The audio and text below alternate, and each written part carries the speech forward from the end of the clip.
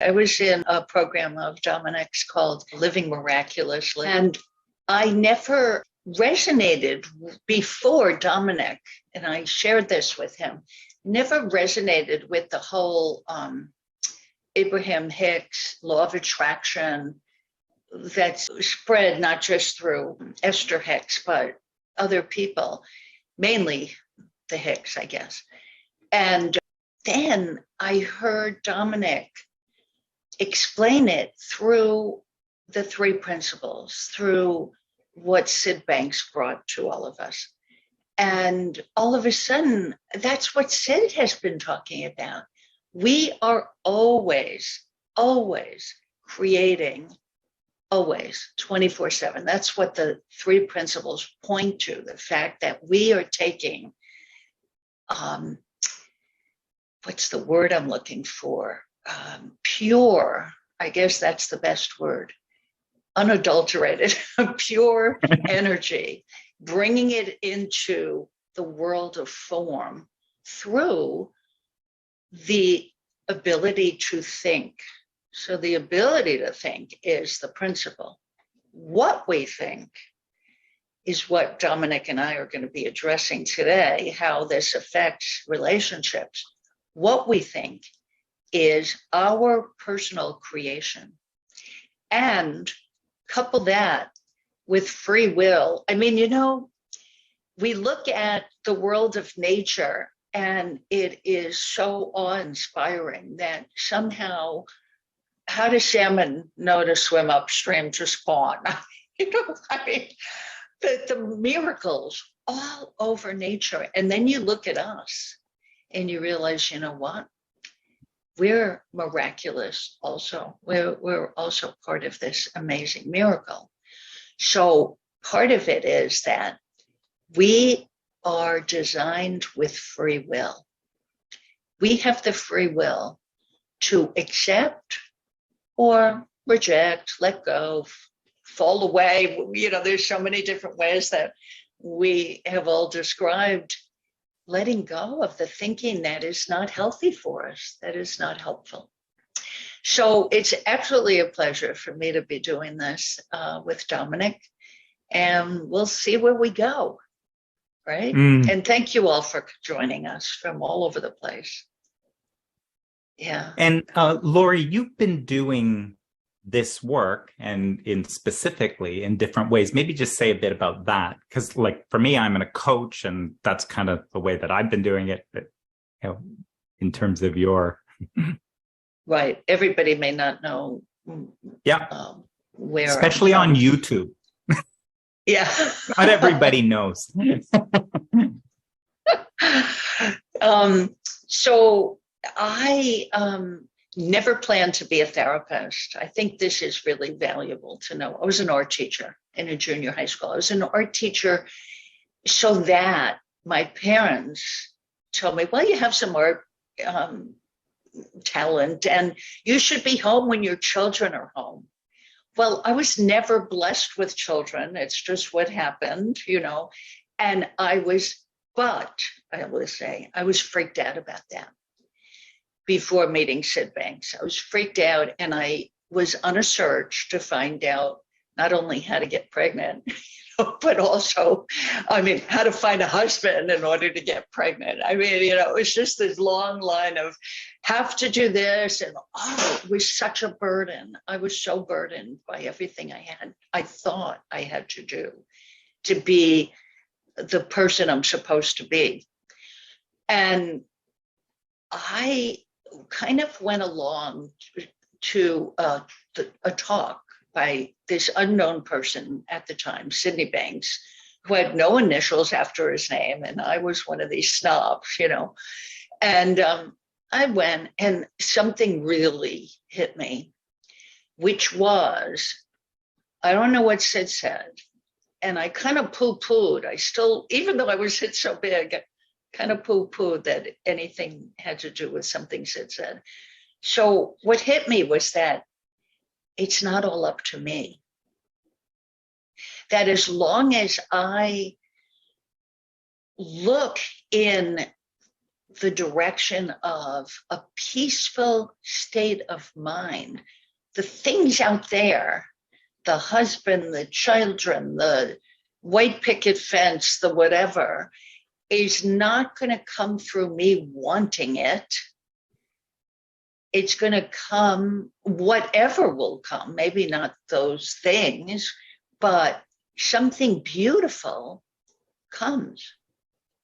Real, according to the state of mind that I do my best to live in. I'm not there, I'm not at a peak, wonderful experience 24/7, but oh my gosh, so much more than pre-Sid Banks, than before, And I'll be honest with all of you, I walked away from it because I was married. It was my former husband who introduced me to Sid Banks. And, but it was not the right relationship for the long haul. So what I saw is, this is why we came together, because I have something incredible that will never leave. It will just deepen. So I think that's about it. Oh, and then, when I said to Dominic, what do you think about us doing this? First of all, you're in a long-term marriage, you're male. I've done a lot with Christine Heath. She's the co-author of the book that this program, the course that Dominic and I created, that it's based on that book, The Secret of Love. Many of you are familiar with it. And, so it's nice to have the male-female combination. And so I'm just really thrilled. And then when I said to Dominic, he said, I really like your book. So that just upped the ante there. Yeah. Yeah. All right. Your turn, yeah, Dominic. the book. Well, the book is fantastic. What I loved about it was all story after story and kind of real life examples that brought to life every piece that that's mentioned, like so throughout the chapters. So that's very powerful. Many actual examples and stories of that. And for me, this idea of grounding in three principles, the idea of creating that we create our reality. It's easy when you're on your own. and then when it's like the relationship bit, you go, well, wait a minute. Like, how much of this is created in my reality, and then how's this with the other person? And there's a couple of things. So it's an interesting thing that it begins to bring into it. And so the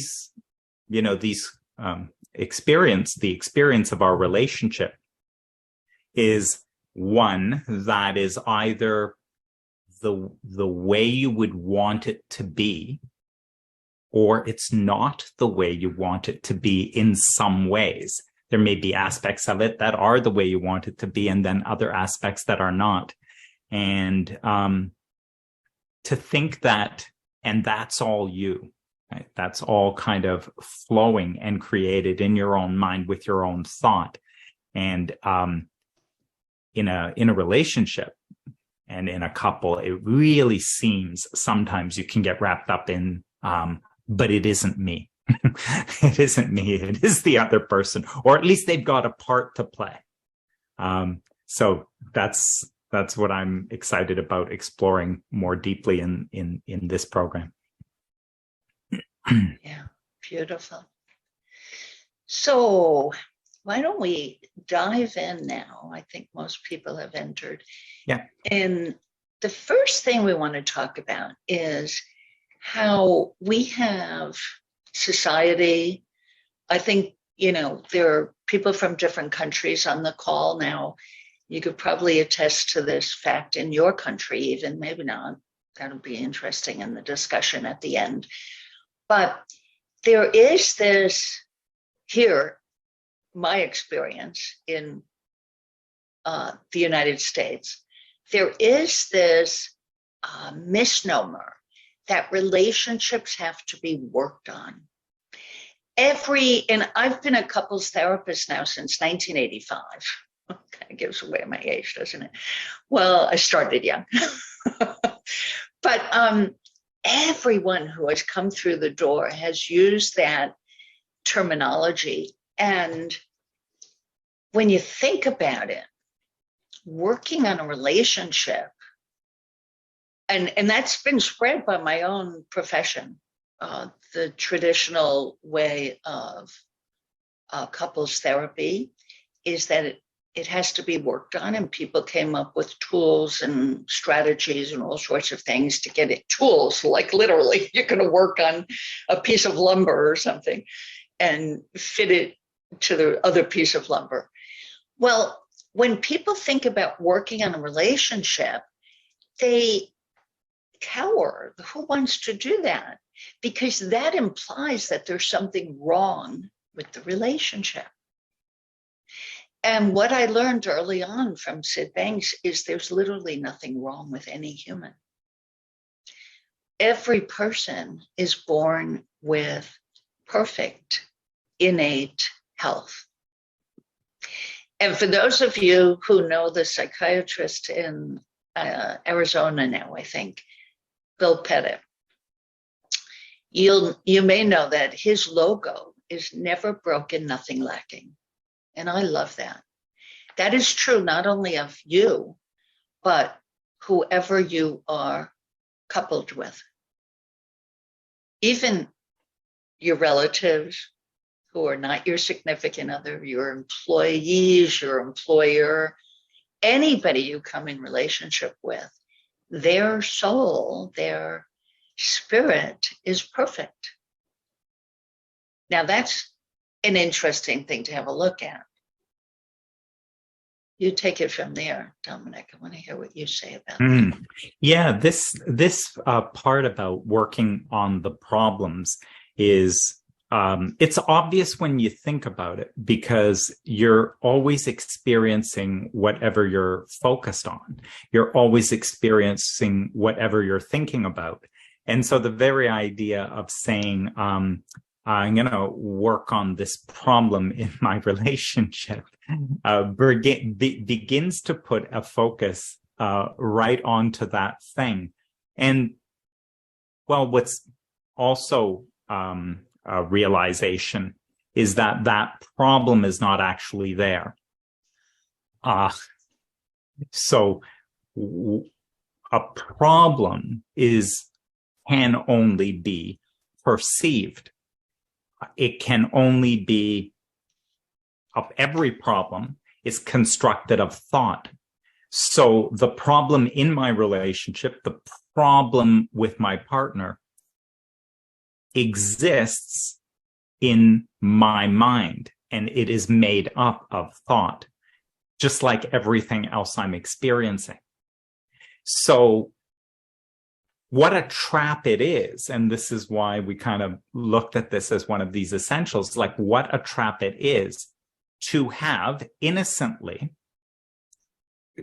constructed or created an issue, something wrong, and then to begin to engage to fix the thing, to begin to get into conversation with someone around this thing that's an issue. Well, now we're just making it, the more we've taken it, it's kind of interesting because it in a way, if you want to give anything more reality, thought, first of all, is a formless energy.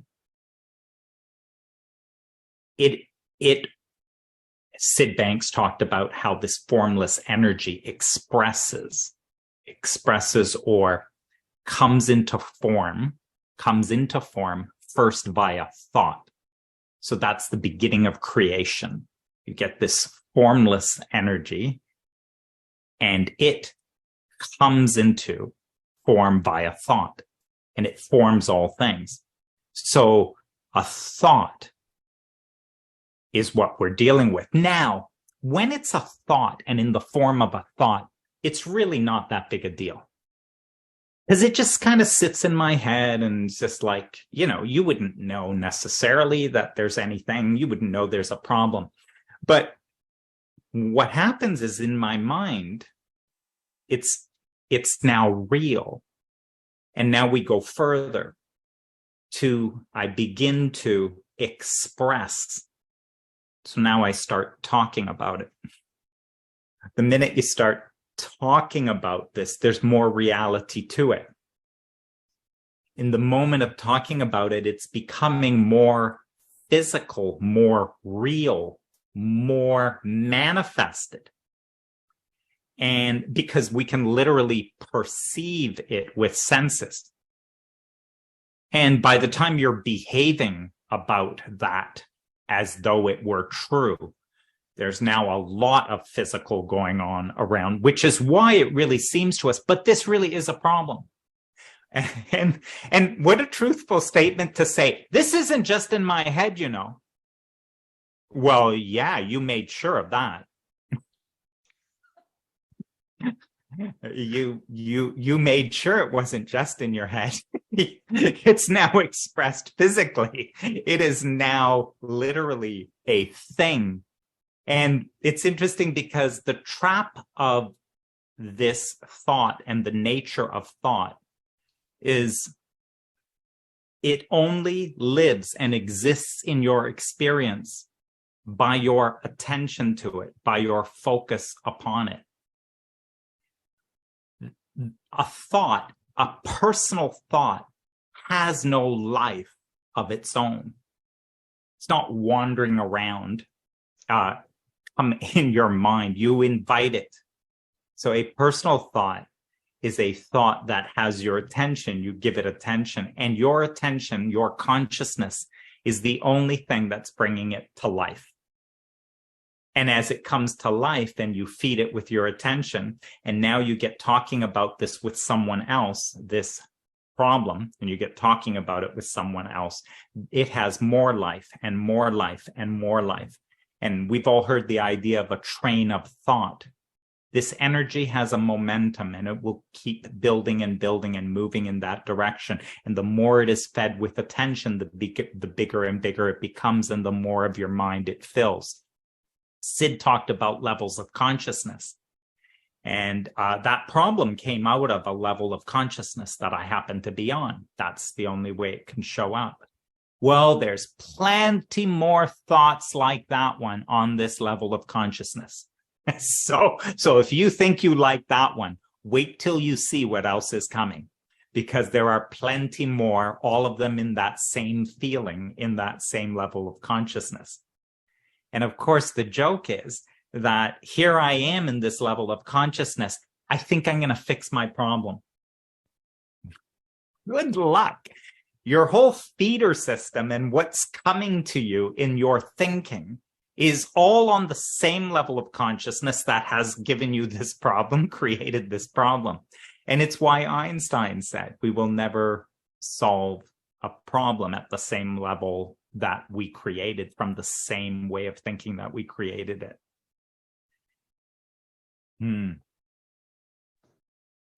Isn't that beautiful? Yeah. Yeah.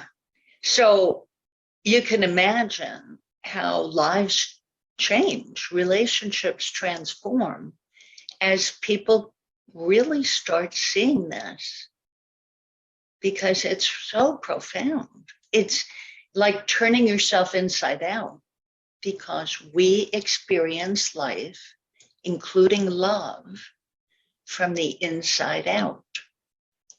How many couples I have heard through the years wanting a different sort of love, or if he or she should pay more attention to me, then I'll know she really loves me, or all these ideas that people come up with, and they don't realize they're only looking real because consciousness is bringing it to our attention.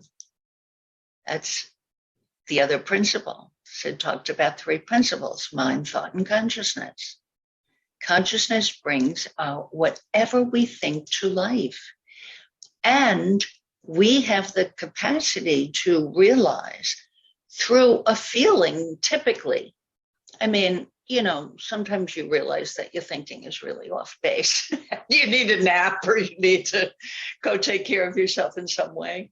Have a nice quiet walk, quiet your mind down. But the feeling will tip you off. And it's a bad feeling that causes people to think that, wow, this is because of my relationship. This is because of my partner. We have to fix this. We have to work on this. Wrong answer. One of the other aspects we said around this was how loving yourself, and I might say knowing yourself, is essential. I used to think that I need to get to know the other, right? And in my relationship, the early days, it's like I'll get to know Kitsa more and more and more. I'll get to know my wife more and more and more, which makes sense.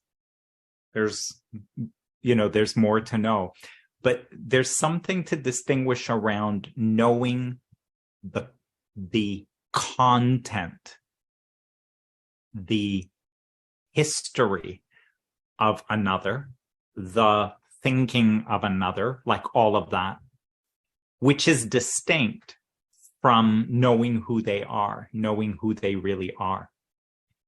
Since this understanding, I would say that I've come to know or feel more intimacy and knowing, because this understanding takes you to who the other person, who everyone, it's not even the other person, but it's for who everyone really is.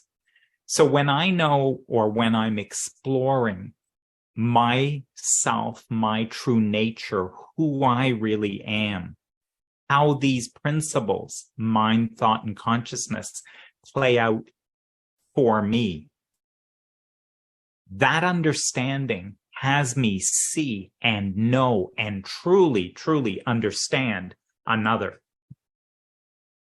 So that noticing for me how I am caught up into a thought and how real it is, and how I'm getting impatient and irritated, and what that looks like as something is going on that I'm sure it's disrespectful to me, and that's done against me, right? So noticing myself getting into that, and then realizing, oh, what just happened? Then there's an understanding you get as you understand that, of really watching and seeing that happen for anyone else, including your partner. And so we're all the same in that way. There's an essence that's all the same. So knowing yourself and loving yourself is actually essential in creating an amazing relationship. Yeah, I love that. You hear a lot lately about loving yourself. Well, what does that really mean? I used to think it meant, good job, Lori. You did good at this and not so good at that, but that's okay. You got to love yourself anyway. Has nothing to do with what Dominic and I are talking about. Has nothing to do with us personally. Loving ourselves is really loving life, because when you start to see, how do I want to say this? Just, and some of you on the call may not be very far into your understanding of the principles, but there are other entry points to recognizing that we're part of this great experience, part of this amazing, it's spring is popping out here all over. And I just love driving around because every day there's a new set of colors. It's like a symphony. First the yellows come out, and now the white cherry blossoms and dogwoods, and it's phenomenal. It's a like a psychedelic show to me. And so that feeling of appreciation and love is the feeling you're looking for in life. And then it's easy to feel that for your partner, right? If you're not in judgment of yourself, you're less likely to be in judgment of the other person. Now, judgment thoughts will enter, boo, boo, boo. And the more you see what we're talking about, the deeper you see it, the easier it is to let go of judgment. They'll come to visit, but you don't want to invite them in as guests. You don't want to feed them. You want to let them go on their merry way. They're stopping by, and so what? The feeling part is the really important in this. The feeling part is full of information, and it so much relates to this. In knowing who you really are, understanding yourself more, you know yourself as this energy of all things. That's the truth of you. Sydney Banks said, there is an energy of all things. He called that God. And then he said that who you are is the microscopic aspect of that energy of all things. You are an aspect of it. You are an expression of it. So that energy of all things, God, what labels have been used when people refer to this sort of eternal and infinite energy? Labels that are used are often labels like love, peace, joy, abundance. So we do have a sense of what that source, truth of me is. I can know that that's the source and truth of me. It's the truth of each. So every one of us, a microscopic aspect, a unique expression of that same energy.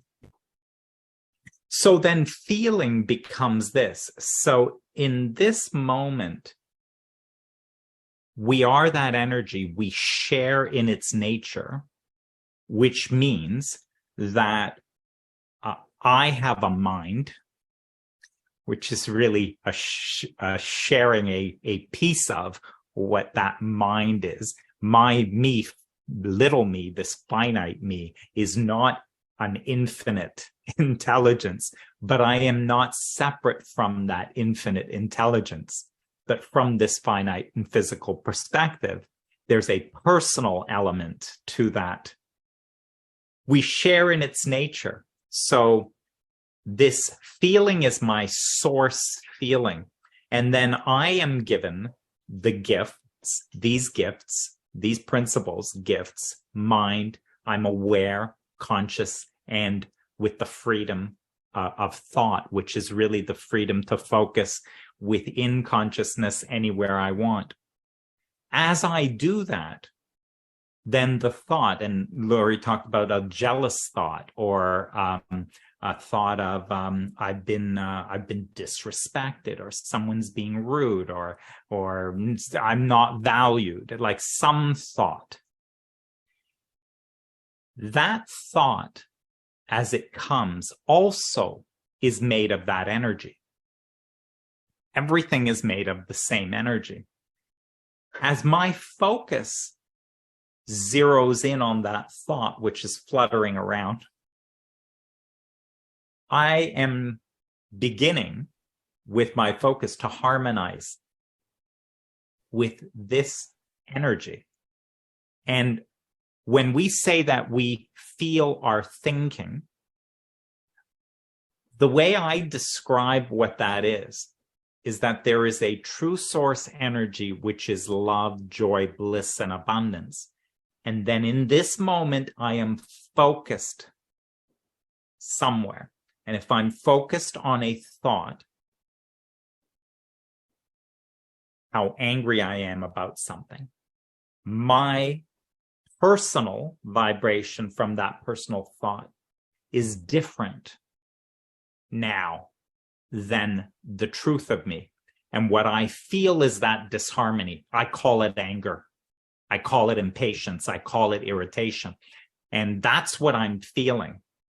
And what's so valuable to realize that is I used to think that my anger was telling me something important.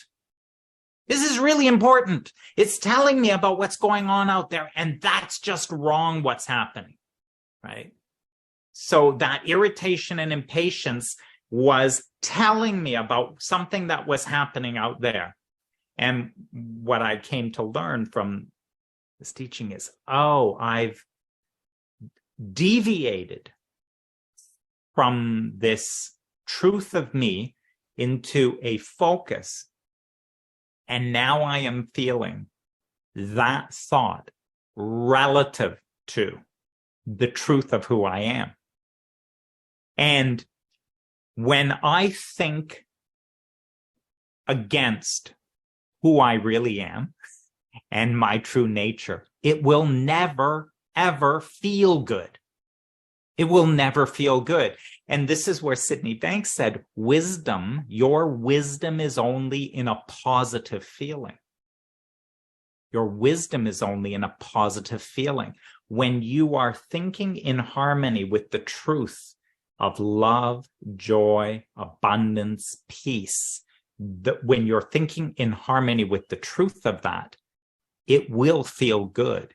That will feel resonant to you. If you have a thought against it, you will feel it immediately. It will begin to deviate, and it will begin the, call it discomfort that you begin to feel.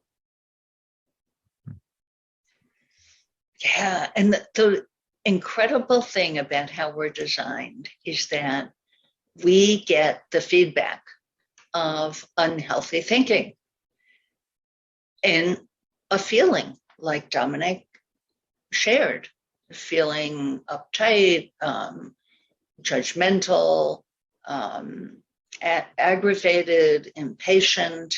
That feeling lets us know, look inside, not out there.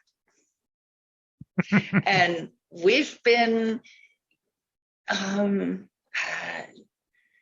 taught just by how people behave that it's out there, the problem. We feel bad because of what my partner is doing or what he should be doing that he's not doing, all the judgment. But no, we're feeling bad because we're thinking about that. One of the first trainings I was in Florida. Some of you have heard about AHSI that was run by Enrique Suarez, Dr. Suarez. And he gave this example. I mean, this dates way back and it still sticks with me. He said, can't believe this just happened.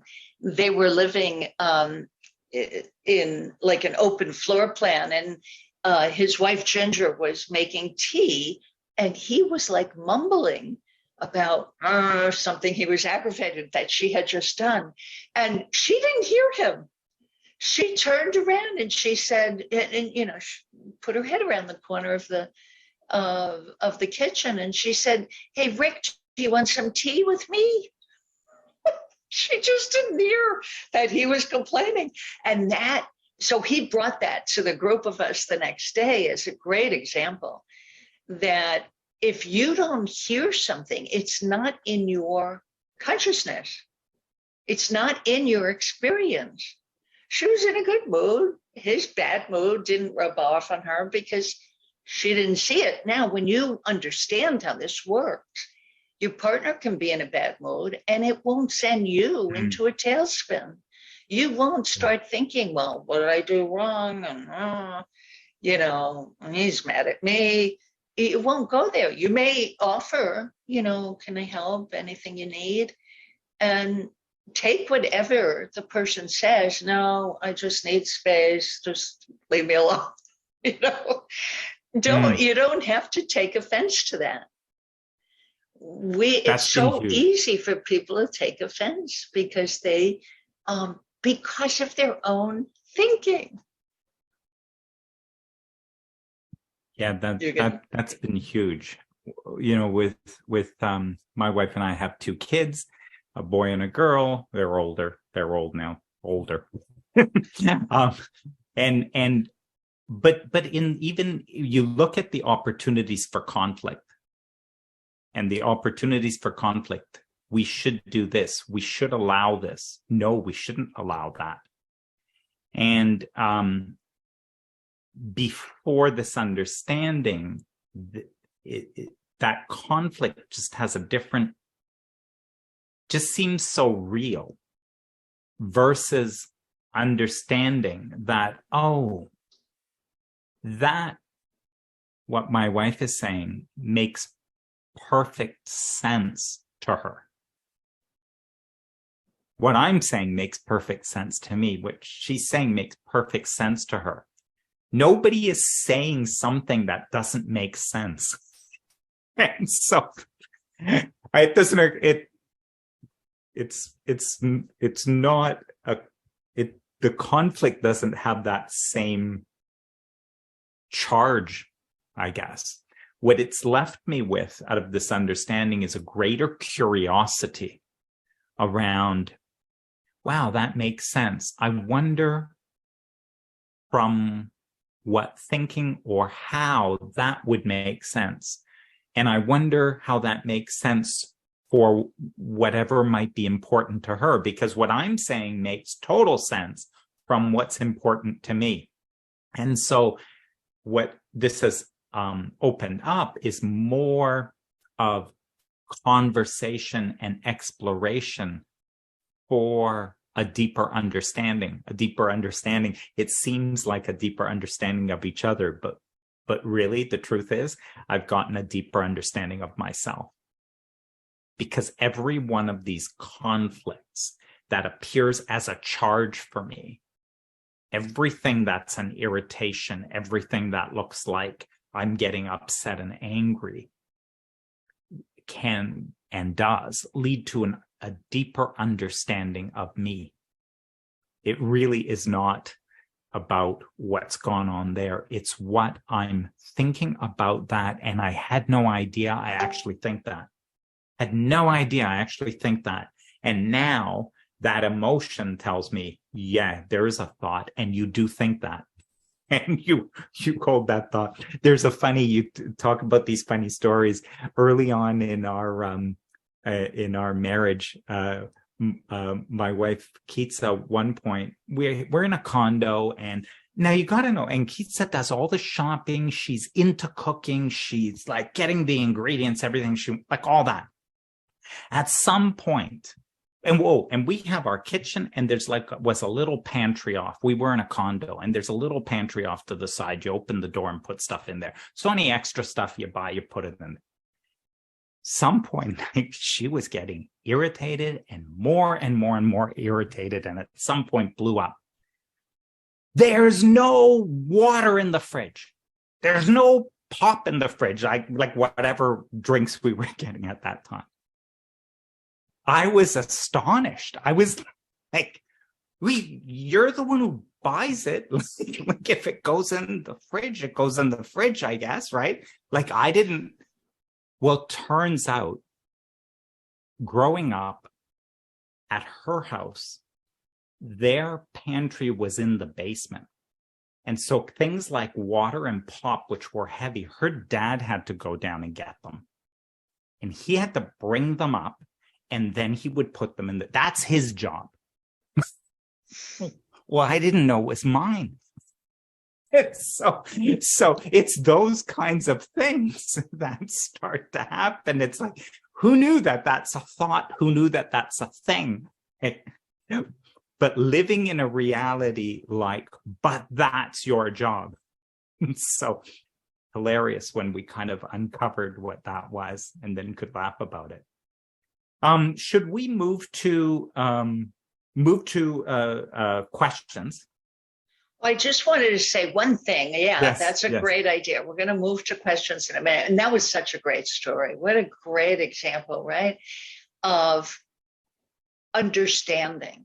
I really want everybody on the call to realize this. We're not talking about a doing. This is not, principles to live by.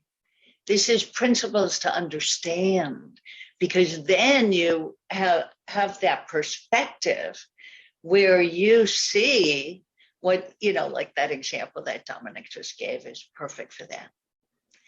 So yeah, let's move to questions. It's perfect. All right.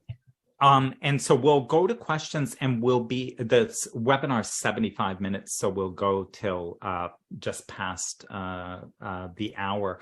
And but as we go, we'll also let you know and announce that this webinar is done in introduction to a 6-week program that Lori and I will do for couples. And the program starts on May 4th. It's the same time, like a 1 p.m. So the time you're on now at the webinar. And it runs for, we're going to do 6 weekly sessions, and they are 90 minutes. So we go for an hour and a half. And the program consists of where we will take topics and ideas, those principles in each session and kind of explore it. A lot of it, we do recommend the book as reading, Secret to Love. That's going to be, but these are the kinds of things that we will be exploring. And you're invited to come as a couple. So when you register, you can one registration, and you can come on your own if you want. But if you want to come as a couple, we encourage that, obviously, even more.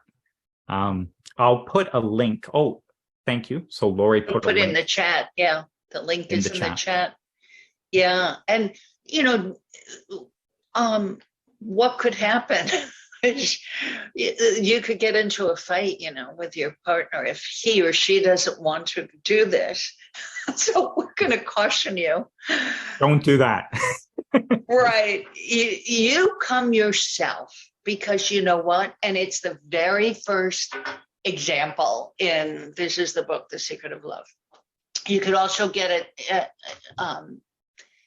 I think Amazon has the audio, but you could also Audible get it on is iTunes. Audible is the book. Yeah, I've been listening to the book. Yeah. Too. Yeah. So listen to it too. Yeah. Good. And the very first chapter talks about one of the couple started to see, the gig here about how love comes from us, and also negativity comes from us also. And her partner, many of you know Chip Chipman, he was very resistant. They have YouTubes about this story. It's beautiful. But he came around because he realized he couldn't fight with her anymore like he used to. So anyway, it's a great story. Yes, and that story was powerful. Yeah, he just couldn't fight. She was unfightable with. She just it would all go past her. When she saw the principles, she just couldn't get wrapped up in the things she was getting wrapped up. And he didn't know what the hell was going on because they had a particular way of dancing. A relationship is like a dance, we could say. And so even if you come alone and you kind of think, but if I go alone, how's that going to impact anything? Well, you're in relationship, and the relationship is in a dance. And the way the relationship is the way a dance is. You move a certain way and the other person moves a certain way. And they move a certain way and then you move in response to that. This is what's going on. And some of it you like and some of it you don't like. And then you kind of say, well, yeah, I don't like that. They need to change. Wow. Well, they're not going to change. And what's going on is really co-created. It's co-created that's the way a dance works, is it's co-created. So you say, well, what am I supposed to do? Well, yeah, there's nothing you can do to control another person. There's nothing you can do that has another person change. But once you start to see more deeply, things that used to make sense to you no longer make sense to you. And that was, I know, in Jan's view, when she and Chip would get into these regular fights on the same stuff, right? The same topics. And then she suddenly saw, wait a minute, there's this dance. He'll say that and I say this, or I'll say this because I know he'll say that. And that it's like, just became obvious. And then, as you said, Lori, there's no tips here. Once you wake up, oh my gosh, is that what I'm doing? Whoa, is that what's been going on? Once you wake up, a whole lot of stuff doesn't make sense anymore. And so what starts to happen is you've transformed because that makes no sense to me anymore. And so now your moves are different in the dance because you're now moving with what makes more sense to you than what did before. Well, if your moves are different, the way I'll say it is you've now disturbed everything. In a good way. If there's a dance, you just disturb the dance. And so when there's a dance that you've never enjoyed and haven't liked, and now you disturb it, it cannot go on the way it went on. And so therefore it must find a new way. And that's what happens. And that's what transformation is. It transforms into something different. And the opportunity is there now to create it in a way that you want, rather than in however that got created that nobody wanted. So, yeah. I see a golden hand being raised. Very good. Are you ready for a question, Dominic? Yes. One final thing I'll say. In the workshop, the 6 weeks, we also, Lori and I talked about this, it's also risk-free. So if you register for it and pay 2 out of the 6, so you come to the first 2 of the weekly sessions, or replay if not, but really it's to come to those 2 initial. If you really notice you're not resonating with it, so you just email and let us know that, and you get a full refund. So there's no risk in that. Damien. Hi, Laurie. Hi, Dominic. Hi, Damien. I'm just laughing, like, the first 2, if you don't like it, there's no risk. I'm laughing at, Laurie, I don't know you, but Dominic is always so clean. It's like, there's not even a breath of, but maybe, and there's no sales, there's no nothing. It's all clean. I love that.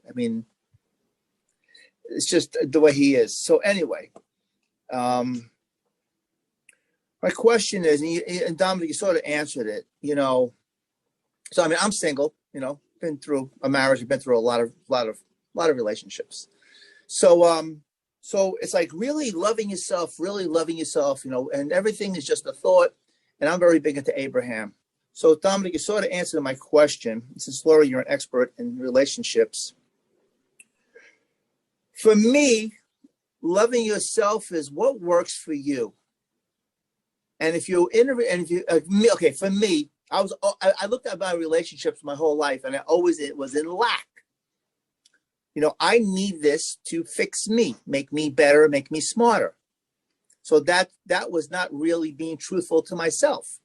So what I'm understanding is, if I'm really truthful to myself, like, say whatever, the example of Dominic, going for the soda and everything, and that worked out. But if you're really yourself giving and the other person doesn't get it, that means it just doesn't work and they're the wrong person. Would that be right?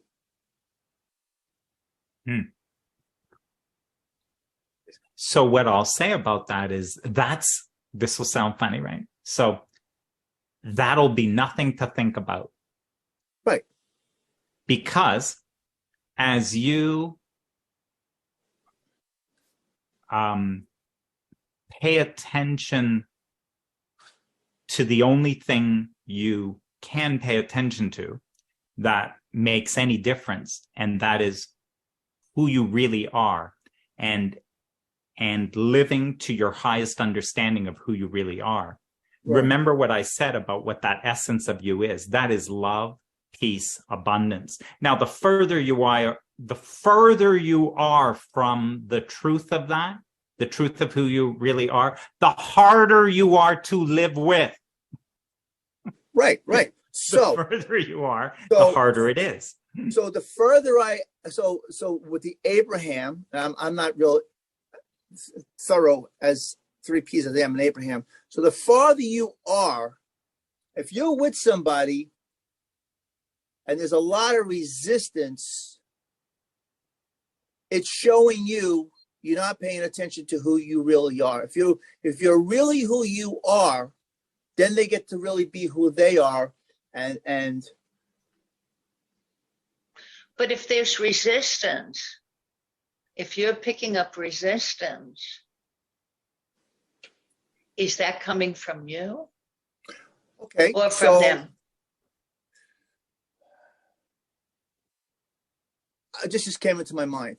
So I was with this girl, living with her, we're going to get married, blah, blah, blah. It's like, so she likes flowers, So maybe I bring home flowers. And what's this for? What's that for? Well, I thought, so maybe she's just in a bad mood, and I'm doing something that I think is nice. Okay. So say you do something that works for you and it doesn't work for the other person 2 or 3 times. So I would say, you know what? I really thought I wanted this type of person, but obviously the universe is saying colder. No, this is not. You're Damien, and this was true. Damien, you're trying to make this work. You're not listening. We need to add more. Bingo. Right. You just said you're not listening. I'm not listening. This is the wrong person.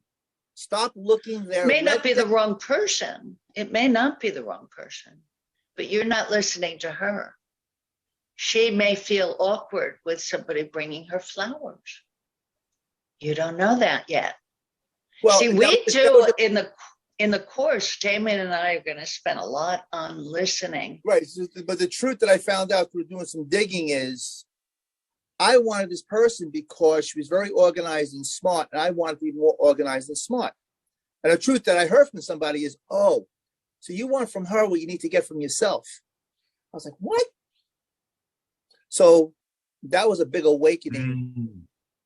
So I'm going to say that's learning me more, is what both of you guys are saying. The more you learn you'll see how you're getting in the way. And once you learn more how to not to get in the way of your thinking, which sets everything up, once you're more clear, less resistant relationships will show up because you're less thinking what you need, what you really don't need. Am I making sense? Mm-hmm. The more in harmony you are, right, in that feeling, that beautiful feeling, in harmony with the truth of you, then the more in harmony that you begin to match up. And so that is either who comes and who is repelled. Right. Both.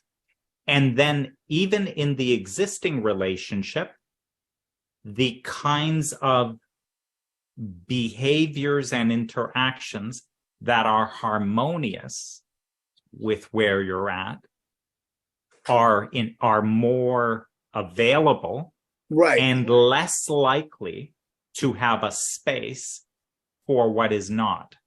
So can you give me an Abraham example, meaning like you're in a relationship and say there's some resistance? Is that showing you, like Abraham says, there's only two things. The universe is going to show you what you want and what you don't want. So how can I take it as a guidance? I think I answered my question maybe. So once you clean yourself up, less of what you don't want. Am I making sense? Because I know you're right on it. Yeah. I have a beautiful, I would suggest that you're overthinking. Well, I have a beautiful story about this that'll illustrate this, I think, beautifully. And it's in the book, actually. Some of you know Tom Kelly. Tom Kelly is a psychologist. And he was in his ego a lot when he was dating. His story is in the book. So he's in his ego, and he would go into a room to meet women, you know, party, whatever, and he would search for the most beautiful woman. He didn't care if she was interesting or not. He just wanted the prettiest one. It's a funny story. So he gets with a woman who, by the way, is now his wife for many, many years. And she's really, really quiet. And he says to her, you know, you've been really quiet. And so I understand if I'm not the one for you, you're not really thrilled with this meeting, we can call it quits. And she said, well, I think I'm just shy. Right. And he loved that because that connected him more with her, right, because she's humbling herself to just say, oh, it's not that I don't like you. It's that I'm just shy. I'm quiet naturally. Right. They're in a long-term marriage, Susan. Yeah. It's a great story. No, that's perfect. And the reason I'm saying this is, you know, first of all, is the workshop only for couples or should be? Say that again. I'm sorry. Is the workshop only for couples or it should be? Well, this one is for couples, but okay, like Dominic mentioned, there is one for single people, and I'll put that in the. Okay, so that's the precursor, and then you get in your couple, and then you come to our. So my overthinking is, I'm very hungry to look at myself because I want to play in life and not push and shove. I want to work on being more clear. So I love your guys' feedback. That's, you know, yeah, I get it. I just put it in the chat for you. I'll find the it. One for, and that's open enrollment. You can come in anytime. Yeah. Oh, interesting. All right. So that's basically it. It's basically, you know, you loving yourself means how do you really walk and talk, and how do you really are in sync, or how do you really get in your way? And the more I learn how to not get in my way, then the other part, if there's too much static, you're looking the wrong way. If there's not, that, yeah, I get it. Okay, I got it. And all static, every bit of resistance is all personal thinking. It's all thought. Perfect. Right? Yeah. And that's how you'll instantly be able to tell. And the resistance that shows up is reminding me, nope, not that way. You're going the wrong way. Yes, that's the guidance you get from it. Perfect. Got it. Okay. Thank you. And I'll add just one more piece to that, and then we'll take more questions, which is stay in the moment to the best of your ability. Just stay present in the moment. Right. Okay. Yeah, we all drift off past. Well, I remember when she did this, and you know, future. Oh, what's going to happen? You know, just bring yourself back. So real quick, if I just met this person, which Dominic knows, I was like, you know, it would be nice, somebody like this I haven't seen in a long time that I really don't remember and everything, and it happened 2 weeks ago. And I recommended this thing. She can't listen to it now, but she'll listen to it later. So somebody just met. Damien, go to the single things first, or maybe if she's open, you guys can come into this. What would be your thought? Either one, Dominic or Laurie. just an opinion. I get it. It ain't fact. Yeah. Probably couples. And you'll know. Yeah. Okay, I got it. Okay, yeah. I'll listen. I'll listen. Cool. Okay. Thank you both. What other comments or questions or sharing or anything? I don't see any other golden hands up. Yeah. Sharing any insights that you had during this webinar would be great to hear. Anything new you saw or realized. Something you hadn't thought of before.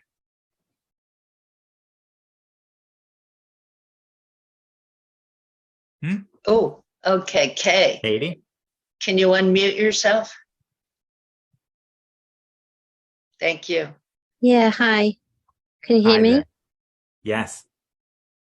I liked what you were saying about loving yourself, and I like the distinction you made, Laurie, and that's something I'm not sure that I still understand in the whole 3 principles thing but I'm getting that there's a little bit in George Pansky's relationship handbook that I was reading the other day that's like about enjoying and appreciating each other. And I'm like, what I'm getting from what you were saying is it's not even necessarily about enjoying and appreciating each other. It's just about enjoying and appreciating kind of this, whatever is in your life. Like the more your kind of attention is on enjoying and appreciating whatever you can see to enjoy and appreciate, the more that grows. And like the more your attention is on moaning and complaining about anything, including your partner, the more that grows. It's a powerful insight. Sometimes, depending it's not very easy to do, though.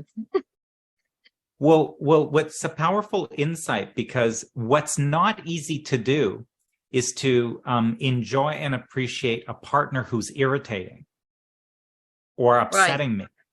So it's a very powerful insight to say, well, I don't need to do that because that's really hard. That's a level of consciousness that I don't have access to right now, right? Right. But I certainly can enjoy and appreciate the beautiful flowers that are starting to come out. That I can, right? And so I'm only one point of consciousness. And so what is the feeling that I'm immersed in, and what is the feeling that I'm in?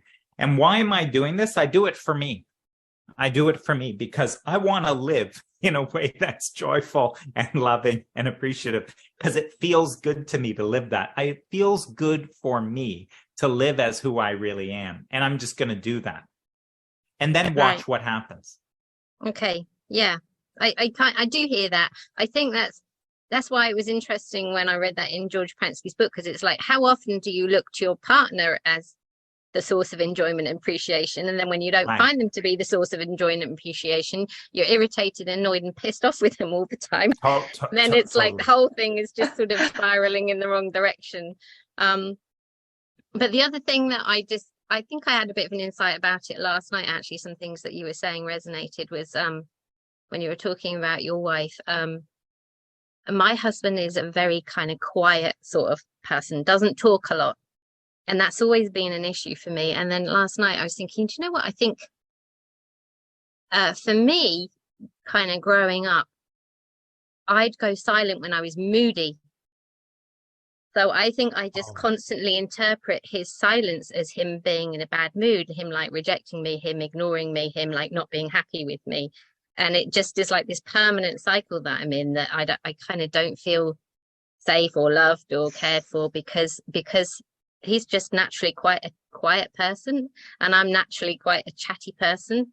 And my way of connecting and communicating is through talk. And so I've always really struggled with, how do you connect and communicate when one person doesn't really use words? But maybe I'm just misinterpreting all the while that he's just in a slightly bad mood, because that's what I do if I'm in a bad mood, is like, I'm not talking to you anymore. That's beautiful. That's a huge insight. There's look at how innocently you've been in an experience and a reality of a husband who's not in a good mood and doesn't really want to be talking to you, right? It's like have been living in a reality. Like, that's how powerful thought is. And then that insight, out of having that insight, by the way, that's all you need. You don't need to do anything about it. It's just the seeing of it.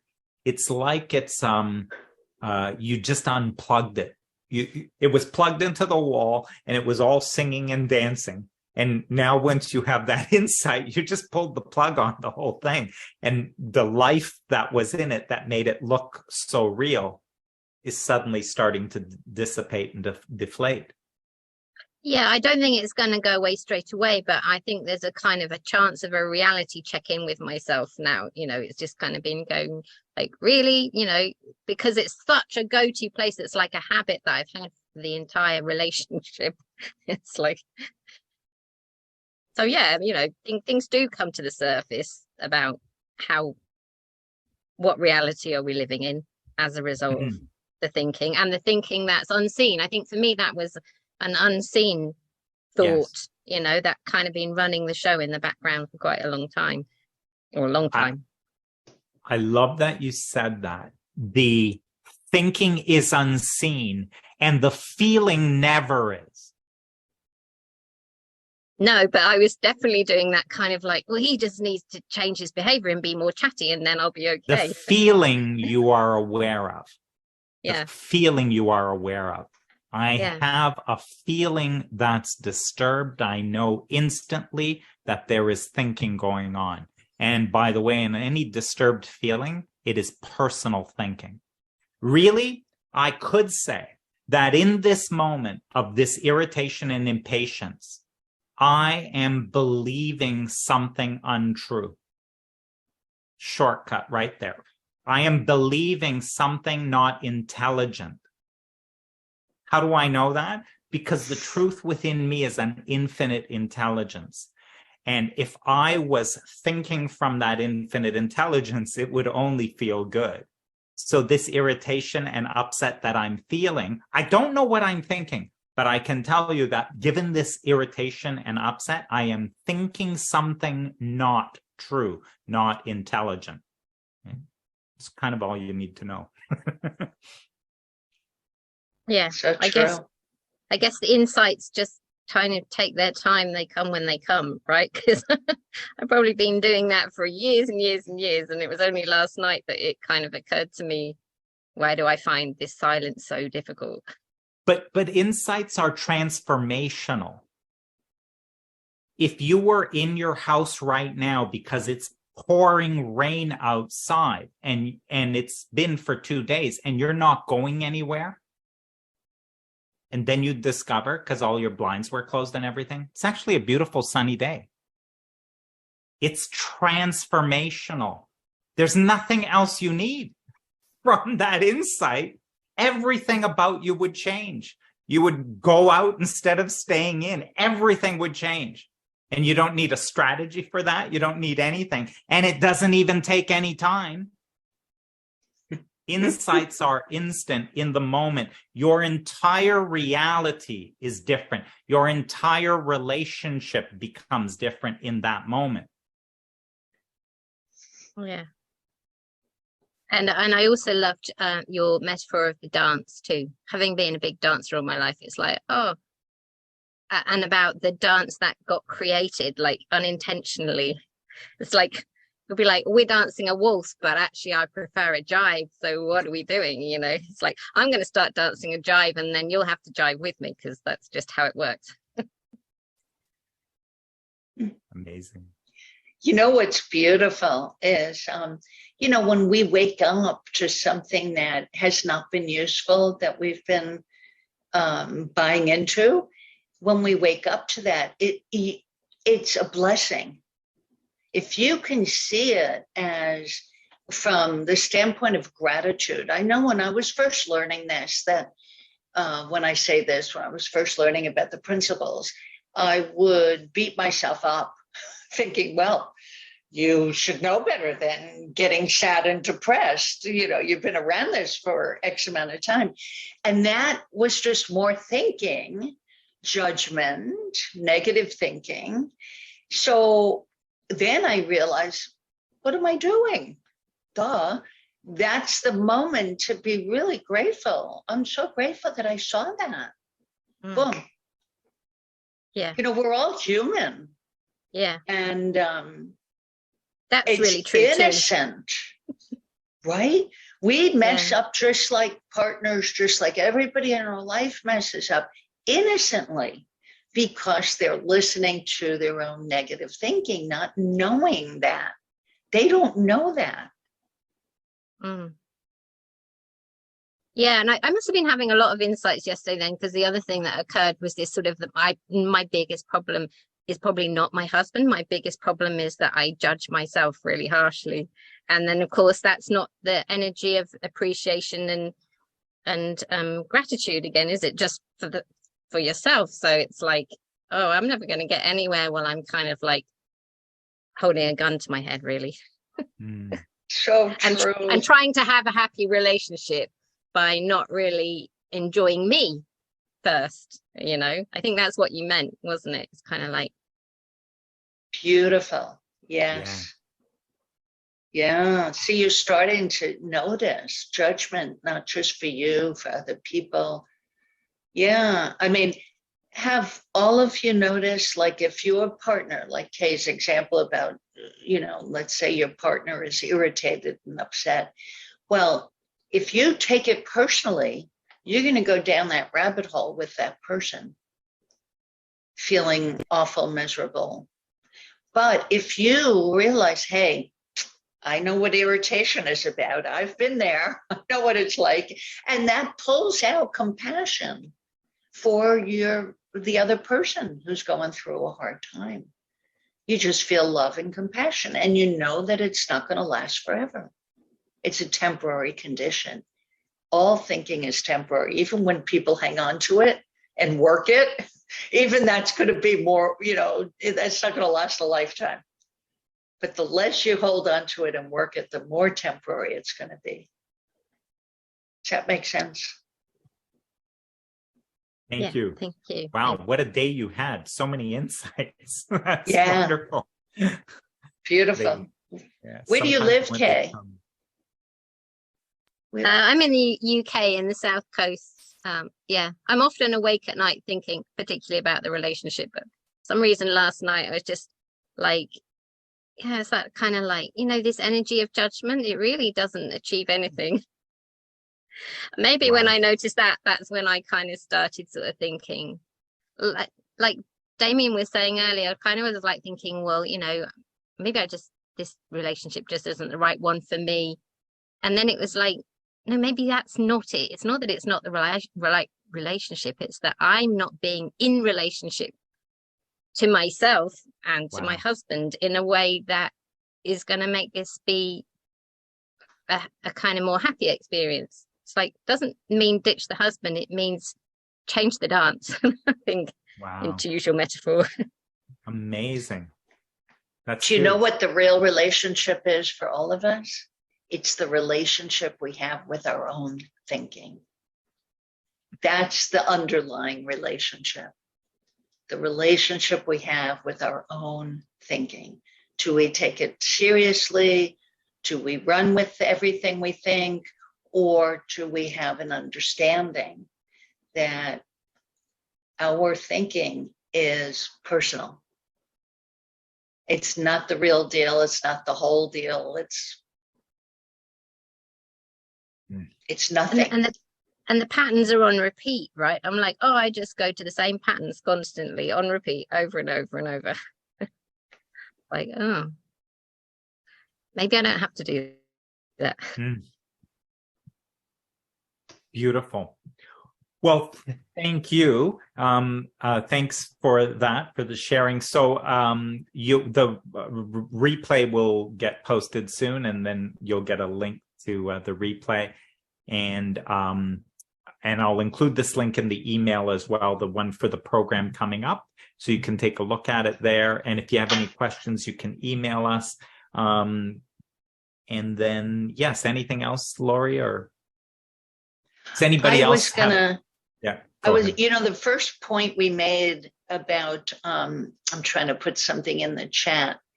It's a blog I wrote a year ago about working on the relationship. It's tongue in cheek. And I'll put that in the, it's a tongue in cheek. That's a great, kind of, great blog post. It sort of made that point. Yeah, about that. It was great. Well, thank you all for joining us. It's always a pleasure. And anything else you want to add, Dominic? No, that's it. So all the best. Have a great rest of the week and weekend. So thanks, everyone. Thank you, everybody. Thank you very much. This was excellent. Bye, everyone.